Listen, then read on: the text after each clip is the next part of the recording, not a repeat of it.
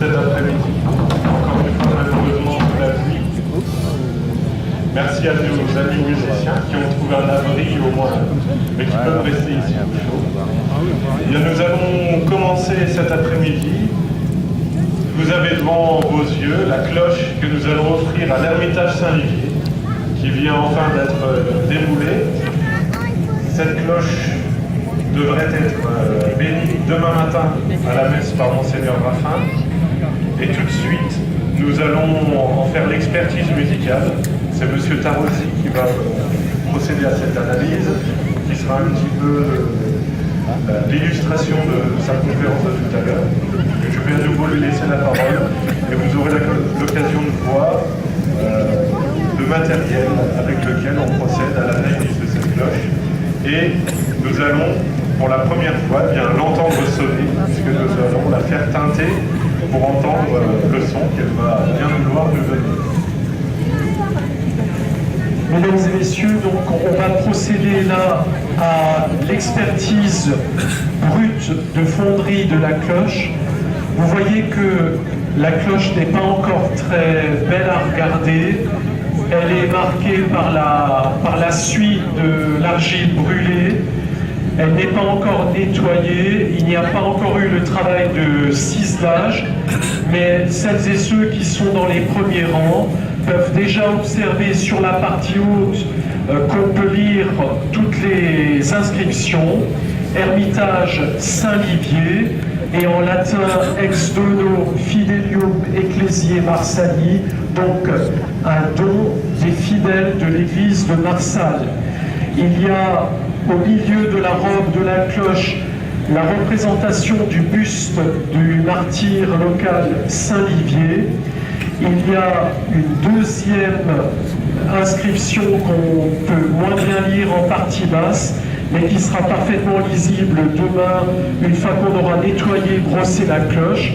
Il y a un léger travail de ciselage à faire encore, mais on peut dire que la coulée est réussie sur le plan plastique, puisque on n'a pas de croûtes qui apparaissent. Il y aura un travail de ciselage et de polissage qui est tout à fait normal. Donc on peut déjà adresser des félicitations et des applaudissements aux fondeurs qui ont réussi ce travail.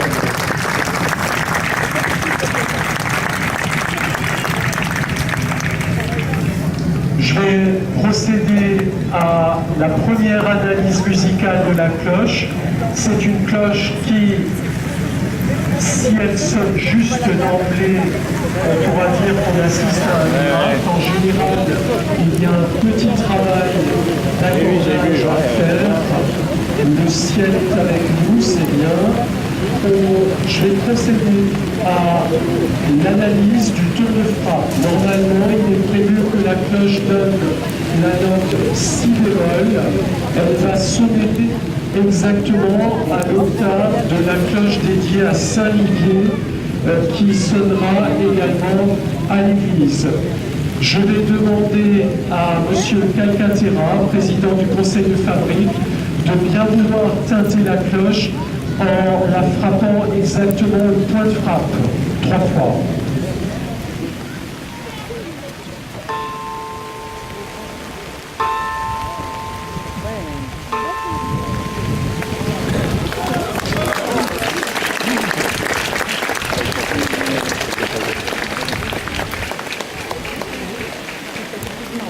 Voilà, donc cette petite cloche, je teste déjà avec un premier diapason que la plupart des musiciens connaissent.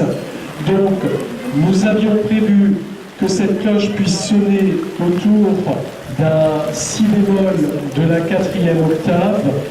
Nous n'avons pas d'impératif musical en termes d'accordage, puisque c'est une cloche qui va sonner en soliste dans le petit campanile de l'Ermitage de Moyenvic.